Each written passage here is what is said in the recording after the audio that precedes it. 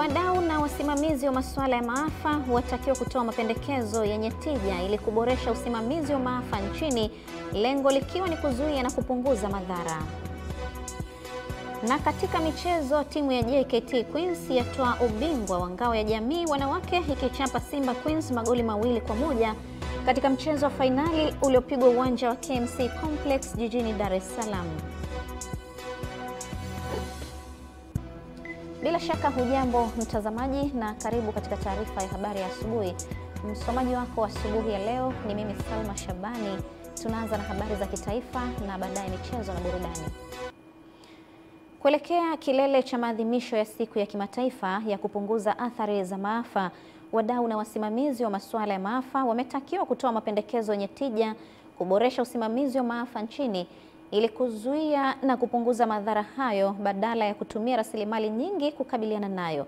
Taarifa ya Epimacus Apulari inafafanua zaidi.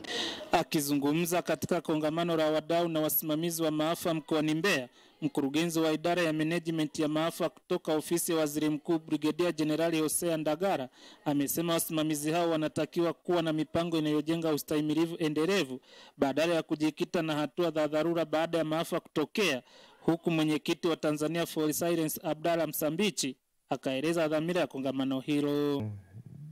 Namna gani tunaweza kuwekeza kwenye ustahimilivu? Ni mipango yetu ya maendeleo inapaswa kuendana na vipaumbele vya kupunguza vihatarishi na athari za maafa. Uona umuhimu wa kuongeza bajeti zetu ziongeze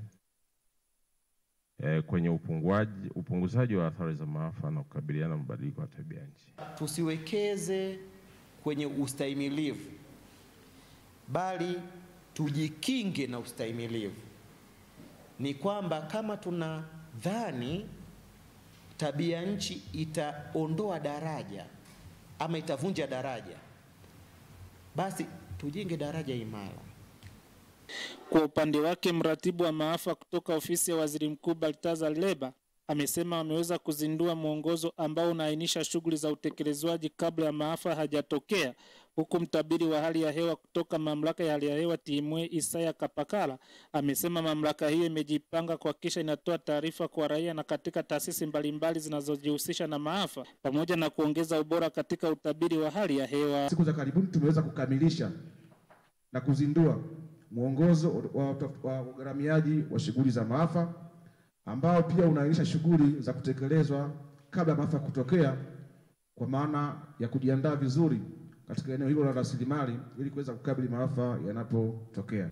Uwezekano wa ile tukio kutokea, basi TMA tunatoka mbele ya taifa na kuweza kutoa taarifa ya hizi za tahadhari kuhusiana na hali mbaya ya hewa ambayo inakwenda kutokea. Mwaka jana baada ya janga lililotokea Hanang mwezi wa pili mwaka 2024, baada ya kutokea Disemba 23 hilo tukio, walikwenda wanafunzi wetu pale Hanang wakiwa na madodoso mbalimbali, lakini lengo likiwa ni kutoa elimu kama majanga yametokea, lakini namna gani kuzuia huko mbeleni yasijirudie labda majanga ya namna hiyo. Nikiripoti kutoka mkoani Mbeya, Epimacus Apulari, Channel 10. Chama cha Mapinduzi mkoa wa Ruvuma kimesema kinaanza mchakato wa kufanya tathmini ya viongozi wa vijiji na vitongoji wanaotuhumiwa kuuza ardhi kiholela kwa wafugaji, hali inayosababisha migogoro baina ya wakulima na wafugaji katika maeneo mbalimbali ya mkoa huo. Taarifa ya Jimmy Mengele inafafanua zaidi. Kauli hiyo imetolewa na katibu wa CCM mkoa wa Ruvuma Mohamed Ali wakati wa mkutano wa kampeni za kisiasa za kumnadi mgombea urais wa Jamhuri ya Muungano wa Tanzania Dr. Samia Suluhu Hassan, mgombea ubunge wa jimbo la Tunduru Kusini, pamoja na madiwani katika kata ya Tuamacho, ambapo amesema chama hakitamvumilia kiongozi wanaochochea migogoro ya ardhi kwa kuuza maeneo bila kufuata taratibu za kisheria, jambo linalochochea mivutano ya mara kwa mara inayohatarisha amani na kusababisha vifo na uharibifu wa mali. Tunao wenye viti wa vijiji, tunao wenye viti wa vitongoji. Leo anakuja Msukuma, anakuja anaomba eka 5, ana ng'ombe 300. Eka 5 zile anazijengea zizi, ng'ombe wanakwenda kula kwenye mashamba yetu. Uongo kweli? Tutawatathmini wenye viti wa vijiji, wenye viti wa vitongoji kwa mashamba uliouza. Ukiuza mashamba kwa wakulima, kwa wafugaji. Ukiuza mashamba kwa wafugaji, tunakula kichwa. Amani ya nchi hii imekuwa kubwa kwa sababu ya Chama cha Mapinduzi. Wananchi wanafanya kazi kwa amani kwa sababu ya Chama cha Mapinduzi. Kwa hiyo asitokee mtu wa kubabaishwa na vyama vya upinzani. Kwa upande wake mgombea ubunge wa jimbo la Tunduru Kusini Mhandisi Fadhili Chilombe amesema migogoro hiyo imeota mizizi kutokana na ushawishi wa baadhi ya watu wasio waaminifu, na ameahidi kutumia njia za kisayansi na mazungumzo ya maridhiano kumaliza changamoto hiyo. Wako viongozi wengine wameajiriwa na serikali, tunaishi nao humu, wanatumika kufanya mawasiliano kwa sababu wanapata shilingi 2,000, shilingi 10,000. Sasa hii vita ni ngumu. Maana yake ni nini? Swala la ufugaji lazima tulifanyie kazi, lakini tulifanyie katika muktadha wa kisayansi. Kwa hiyo kiufupi, Mheshimiwa Chilombe ndo mtu mwafaka ambaye Mwenyezi Mungu ameamua kutupa kwa sasa ili aweze kuendeleza gurudumu hili la maendeleo ndani ya jimbo la Kusini. Jimmy Mengele, Ruvuma. Wazee kwa kushirikiana na waandishi wa habari wa mkoa wa Arusha wamefanya matembezi ya pamoja na kufanya usafi katika vituo vya afya vya jiji la Arusha, wakiwa na ujumbe wa kuhamasisha wananchi wajitokeze katika kupiga kura ifikapo Oktoba 29 ya mwaka huu. Anaarifu Novatus Makunga. Usafi huo umefanyika katika vituo vya afya cha Kaloleni na Ngarenaro na baadaye matembezi katikati ya viunga vya jiji la Arusha kwa uratibu wa chama cha waandishi wa habari mkoani Arusha APC kwa kushirikiana na Arusha Jogging Club. Mwenyekiti wa chama cha waandishi wa habari mkoa wa Arusha APC Cloud Gwandu amesema lengo ni kuwahimiza wananchi kujenga utamaduni wa kushiriki shughuli za kijamii ikiwemo usafi, michezo na kushiriki uchaguzi mkuu kwa amani. Sisi kazi yetu ni kuwaelewesha wananchi watimize wajibu wao. Na kwa kweli katika hili tunawaomba wananchi kwamba tarehe 29 wajitokeze kwa wingi, watimize haki yao kikatiba. Kwa sababu hilo ndio jukumu lao la kuchagua viongozi kwa mujibu wa katiba ndani ya miaka 5, sio? Kwa upande wao, wananchi wa jiji la Arusha wameeleza manufaa ya jamii kufanya usafi pamoja na matembezi hayo. Tumemaliza kufanya mazoezi, kuweka miili yetu safi na salama. Baada ya hapo tukaelekea kwenye kituo cha afya Levorusi pale Kilombero kwenda kufanya usafi kwenye kituo cha afya kile pale. Kwa upande wake, mganga mkuu wa mkoa wa Arusha RMO Dr. Charles Mkombachepa amepongeza hatua hiyo ya waandishi wa habari na jamii kwa kuunga mkono kampeni ya usafi na afya za serikali sambamba na kuhimiza ushiriki wa uchaguzi mkuu. Kwanza kwenye kila eneo, basi ni jukumu sasa ni waombe wananchi watumie hizo huduma ambazo zimeshaboreshwa na serikali ya awamu ya 6. Lakini pia sababu mimi ni kiongozi wa serikali, ni jukumu langu kuhamasisha wananchi wajitokeze kwenye uchaguzi. Ni Novatus Makunga, Channel 10, Arusha. Wakulima takriban 103 kutoka mikoa ya Singida, Tabora, Rukwa na Katavi wamepatiwa mafunzo ya kuwajengea uwezo jinsi ya kuzalisha mbegu bora za mihogo, maharage na viazi lishe, lengo likiwa ni kuhakikisha mbegu zinazozalishwa zinawafikia wakulima bila kuwa na magonjwa mbalimbali inayoshambulia mazao hayo. Pendo Salu anaarifu zaidi. Changamoto ya upatikanaji wa mbegu bora kwa wakulima ni miongoni mwa kero kubwa inawakabili wakulima, hivyo kushindwa kuzalisha kwa tija. Kwa kuliona hili, serikali ilikuja na mkakati wa kutoa mafunzo kwa wakulima, mradi ambao unatekelezwa na Taasisi ya Utafiti wa Kilimo Tanzania TARI kwa kushirikiana na wadau. Kwa hiyo mbegu zinatoka katika taasisi za utafiti zinawafikia hawa wadau ambao ni wazalishaji waliothibitishwa na kusajiliwa na TOSCI. Wao wanazalisha na kuwauzia wakulima. Pamoja na muhogo tunakuwa na zao linaloitwa viazi lishe na zao linaloitwa maharage lishe.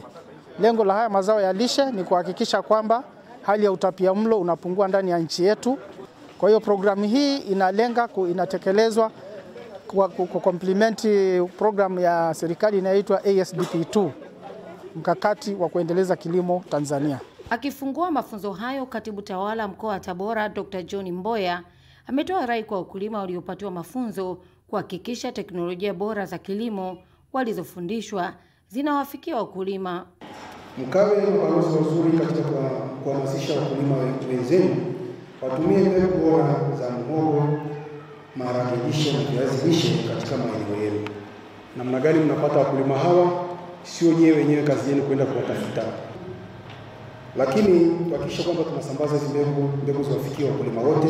Utolewaji wa mafunzo haya ni mwendelezo wa utekelezaji wa mpango wa serikali katika kuongeza uzalishaji wa chakula kwenye mikoa ya kanda ya kati na magharibi.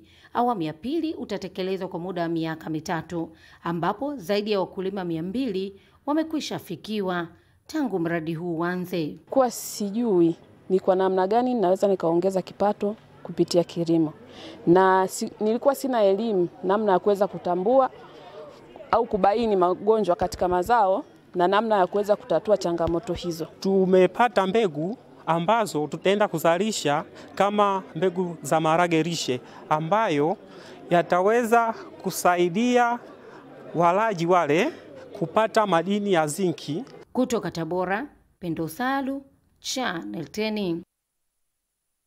Ofisi ya kumbukumbu ya Mwalimu Nyerere imesitisha kufanya makongamano mwaka huu kwa ajili ya kumbukumbu ya miaka 26 ya kifo cha baba wa taifa hayati Mwalimu Julius Kambarage Nyerere ili kupisha uchaguzi mkuu utakaofanyika Oktoba 29 tofauti na miaka mingine. Mwenyekiti wa taasisi hiyo Paul Kimiti amesema hatua hiyo imekuja ili kutoa fursa kwa wananchi kuhudhuria na kusikiliza sera zaidi za wagombea kwa kuwa kumbukumbu hiyo imeangukia mwaka wa uchaguzi na kipindi cha kampeni. Akizungumza nyumbani kwake nje kidogo ya jiji la Dar es Salaam, mwenyekiti wa taasisi hiyo Paul Kimiti wamefikia uamuzi huo ambapo amesema amani ni miongoni mwa tunu za taifa ambayo haipaswi kuchezewa na kuwataka viongozi wa dini kushiriki kamilifu katika kuhubiri amani. Hata hivyo, mzee Kimiti ambaye ni mwanasiasa mkongwe nchini amewataka wananchi kuzingatia swala la amani katika kipindi hiki cha kuelekea uchaguzi mkuu kama sehemu ya kumwenzi baba wa taifa hayati Mwalimu Julius Kambarage Nyerere. Tumekuwa tukifanya makongamano sehemu mbalimbali, lakini mwaka huu tulisema pana, baada ya kongamano tutatembelea sehemu mbalimbali ambazo kama kumbukumbu ya baba wa taifa alizokuwa anafanya miaka hiyo. Na kwa taarifa yenu, baadhi ya wajumbe wangu wameshaanza kutembelea maeneo kama bwawa lile la umeme, wameshaanza kwa SGR, wameshaanza kutembelea maeneo hayo makusudi mazima ili kusema misingi baba aliyoanza imeanza kutekelezwa. Na hiyo ndio kazi moja hapa ambayo tunataka pia tumpongeze rais wetu Samia Suluhu Hassan, kwa kweli amejitahidi kufuatilia. Zaidi ya vijana 300 wanawake na makundi ya watu wenye ulemavu wamepatiwa elimu ya mpiga kura kuhamasisha amani, kushiriki uchaguzi na kuwa mabalozi wa kuhamasisha wananchi kushiriki uchaguzi na kuilinda amani iliyopo nchini. Tupate taarifa zaidi. Ni mkutano wa mafunzo ya elimu ya mpiga kura kwa makundi ya vijana, wanawake na watu wenye mahitaji maalum yakifanyika ukumbi wa Sheikh Idris Abdul Wakil Kikwajuni.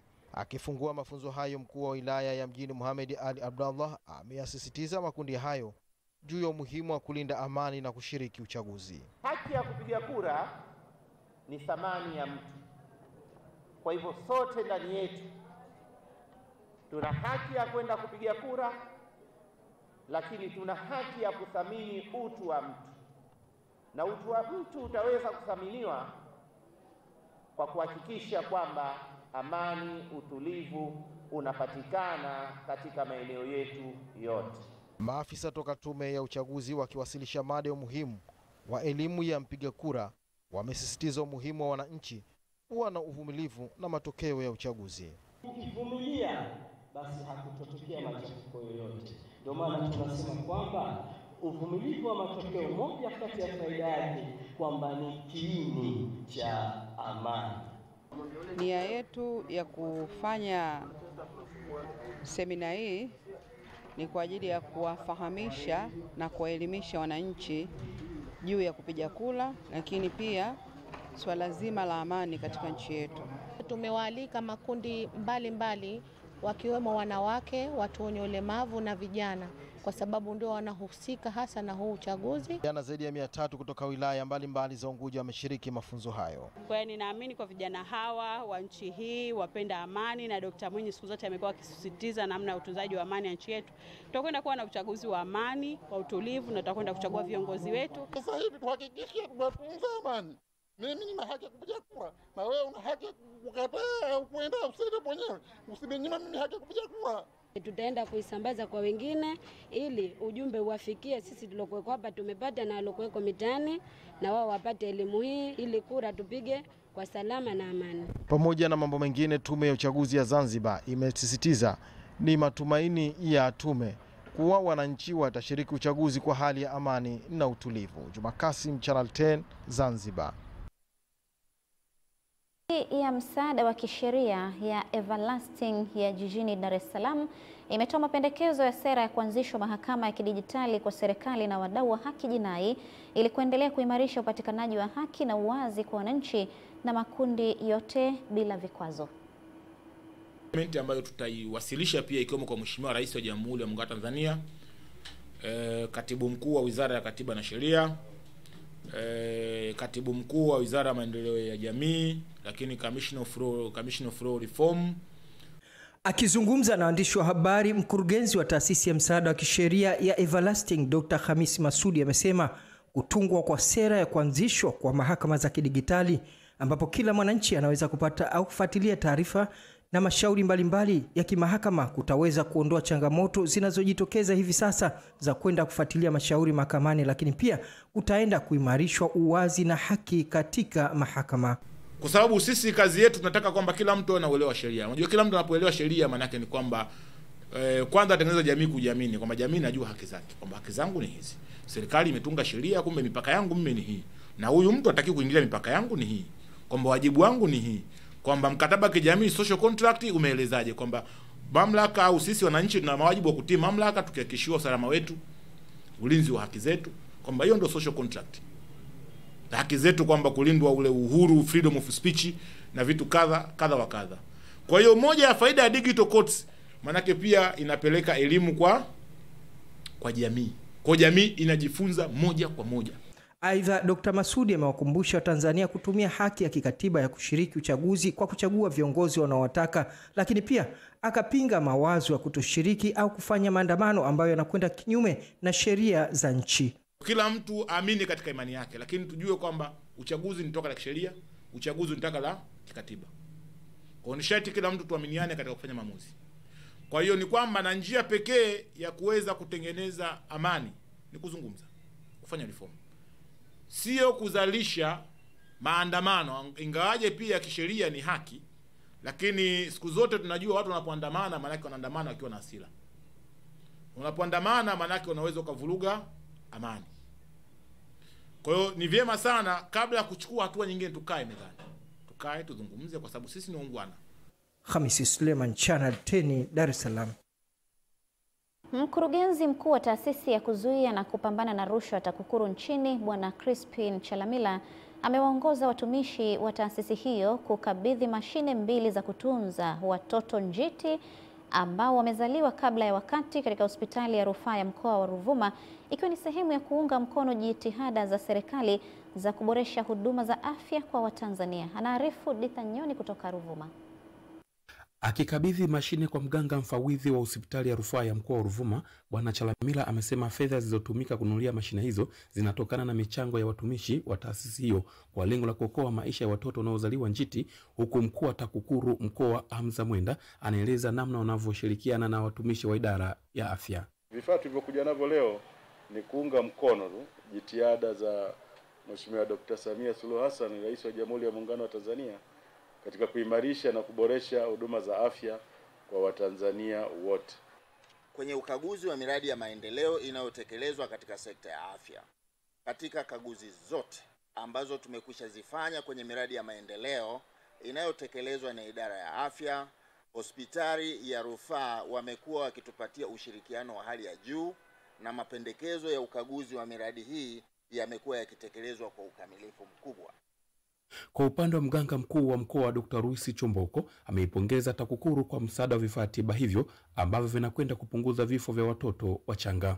Huu ni wa thamani kubwa na unaakisi dhamira ya kweli ya TAKUKURU ya kushirikiana na serikali katika kuimarisha ustawi wa wananchi na kutoa mchango chanya katika sekta ya afya. Vifaa hivi vitaboresha huduma za afya za watoto wachanga, kupunguza vifo vya watoto wachanga na kuongeza ufanisi katika utoaji wa huduma ndani ya hospitali ya rufaa ya mkoa wa Ruvuma. tumelaza jumla ya watoto 609, lakini kati yao watoto 261 sawa na 43% walikuwa na uzito pungufu, na watoto 62 pia walikuwa na changamoto ya manjano.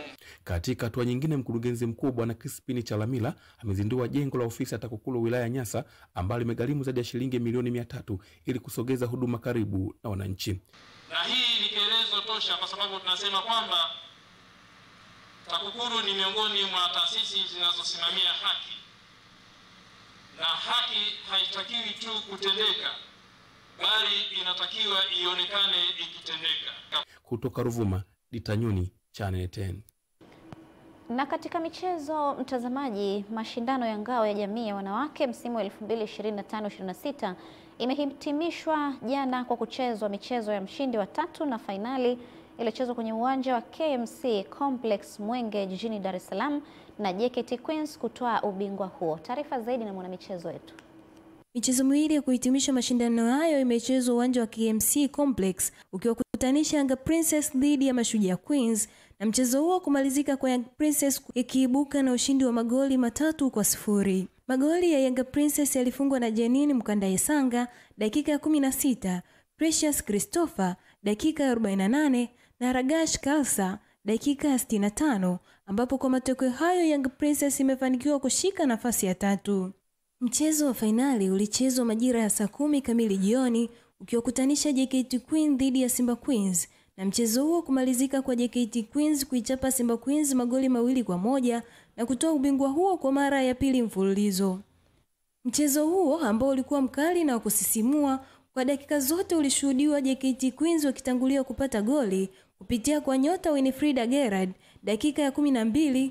Goli la pili kwa JKT lilikuwa la kujifunga na mchezaji Asha Omar dakika ya 17, huku goli la kufutia machozi kwa Simba Queens lilifungwa na Zawadi Usanase dakika ya 95 ya nyongeza.